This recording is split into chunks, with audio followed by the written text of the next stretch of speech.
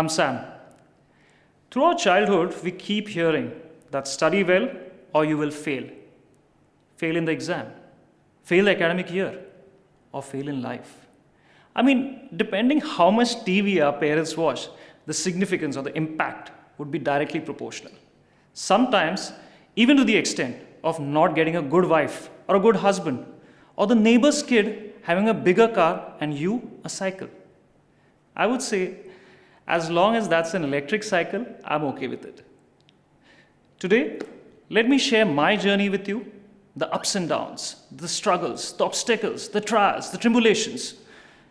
Actually, none of that is strictly true. It wasn't that dramatic. I just said it more for the impact. Because somehow, it's more powerful when these talks begin with a story like, I came to Bombay with 200 rupees in my pocket. But yes, my story, it had its own share of drama, comedy, and some tragedy, of course. A good screenplay for a Bollywood potboiler or a web series. Hence, why not see this entire journey as episodes of a web series? So, here we begin. Episode 1, The Origin. Like many recent movies and web series, favorite setting, it's small towns. Like mine also began in one. In my case, luckily, this happened to be Goa. Thanks to all the stereotypical sun, surf, sand imagery attached to it, S for studies did not come across as a big priority. But it was, and it is. Good education was given much higher credence than even entrepreneurship. Being brought up in Goa, I realized that the small town learning is very different. You are a little more rooted. You evaluate situations very differently. You learn to work with minimum available resources. You also have this homing device attached that keeps the connect intact.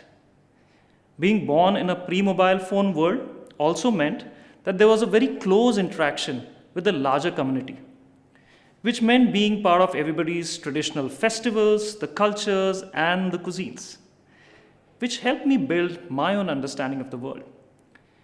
When I look back each day, I can say it added immensely to the knowledge jar of mine. I learned that how and where you grow up becomes a core part of yourself. Episode 2, Learning on the Road. As kids, we all wanted to be pilots. As we grew up, we learned about something called careers.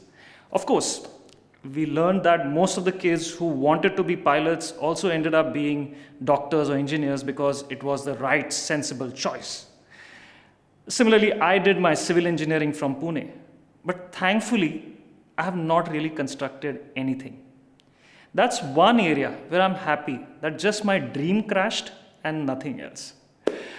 Then the right choice of an MBA beckoned. What my MBA did for me was open up my thinking, just a little more. Give a little more clarity and the ability to question the normal. While I was getting educated, it was the people I was with and the places I was in from whom I learned something every single day. Straight from my MBA campus, I moved to the swanky tech world in Bangalore as a part of a large tech company. I met a lot of people, interacted with people from diverse cultures. During this time, I lived in Bangalore, Mumbai, Delhi, and I traveled across. From working in the world's biggest tech company for a decade to being the CEO of a hospitality chain and finally co-founding BeLife. Thankfully, in all those years, no one asked me, Samarth, where do you see yourself in 5 years? I honestly wonder what my answer would have been. And I believe it's okay if you don't have the 5-year plan made. A straight road without a few twists and turns can be quite boring. For me, I don't come from a business background, but the whole idea of creating something grounds up from all the experience and the learning I have gained and putting it out in the open, in the world was always exciting. I learned that the best part about knowledge is that you can share it and you can create something literally out of nothing. That takes me to the third episode, Episode number 3, The Conscious Entrepreneur. If any of you have traveled across India, there are a few things common with most of the tourist destinations. Here are a few facts for you. We have about 1.6 billion Indian tourists visits every year. Out of that, about 10 million are international travelers. It's a $250 billion industry, much bigger than the IT industry, and almost contributes to about 13% of the employment to the country. But vehicular pollutions are a deep concern across all tourist destinations. Every popular location is choked with infrastructure crumbling. Goa, for example, has a population of 1.5 million people and gets about 10 million tourists every year. Local art and craft are declining. The green covers are diminishing, and we all know about that. Sandeep, my co-founder, and I have been friends for 20 years. Over these years, we kept talking about doing something which creates a positive impact. But it took us time. Being a Goan, I had personally witnessed how tourism had impacted the environment over the years. Vehicle density in Goa is 1 vehicle per person, which is about 1.5 million vehicles for the same number of people. While doing our research, we found that this problem existed in every tourist location, whether it was Ooty, Pondicherry, Agra, or Jaipur. Sandeep at around the same time was in Finland, and he saw this amazing ecosystem of electric vehicles over there. When he moved back to India, we wondered if that's the unique area that we should work on, bringing clean mobility to tourism. I have lived between Bangalore and Goa for a while. I have an 8-year-old son. During one of our many drives while in Goa, he casually said, "Hey Papa, there are no traffic jams in Goa." And that's where it all made sense, that we need to preserve, we need to conserve, and need to pay it forward. And it's not about preserving the environment, but also about preserving the art, history, and culture of the place we come from. And Be Live does just that. Be Live essentially stands for Be Alive. We conduct these amazing and immersive tours on environment-friendly electric cycles. Each tour takes you on a beautiful journey of nature, history, music, culture, and of course, food. Our experiences are led by local guides and on effortless, non-polluting electric cycles.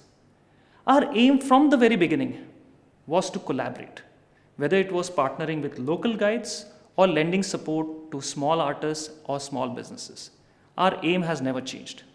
For example, every one of our guests gets a string bag made out of cloth. We source that from a women's NGO near Pondicherry. We have also been very conscious about any material that we use. Our first hub was a beautiful example of upcycling.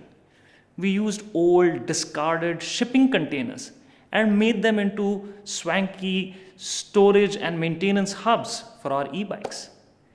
That is how we will bring about this positive impact.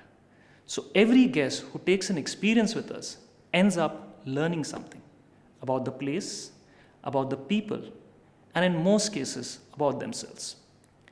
We all need to learn from what is happening around us and quickly act. In this case, to safeguard for the next generation. Episode 4, The Twist.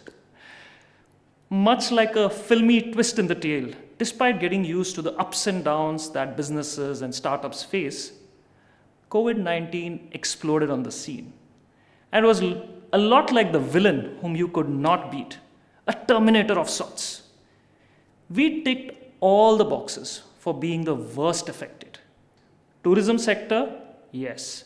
Services industry, yes. Startup, hell yes.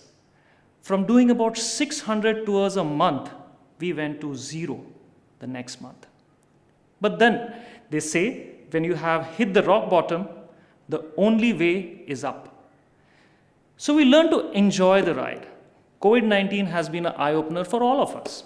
the damage that we've caused as a race to the environment, and the impact that small actions that can create detrimental effects was rubbed into our conscience like never before. You would have noticed that everyone became more aware and exercised more caution in their actions. People also became master chefs, and something called Dalgona coffee trended far too long than it deserved. But that's another story. People also got a chance, probably for the first time in their whole lives, to witness what a world without vehicular pollution looks like. Hence, we thought it's the perfect time to take our message of clean mobility to a much wider audience by launching our online multi-brand EV store. That was the choice we made instead of giving in. You assimilate all the learning you have done and relearn, rebuild, and restart. You learn to make adversity into opportunity. Episode 5, The Beginning. Today we have delivered electric cycles to places like Jamshedpur, Baroda, Indore, Thrissur. Our e-bike tours are in 9 states across India, and our customers are loving it.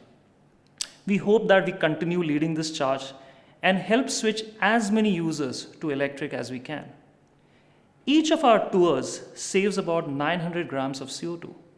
So far, we would have saved approximately 200 fully grown trees.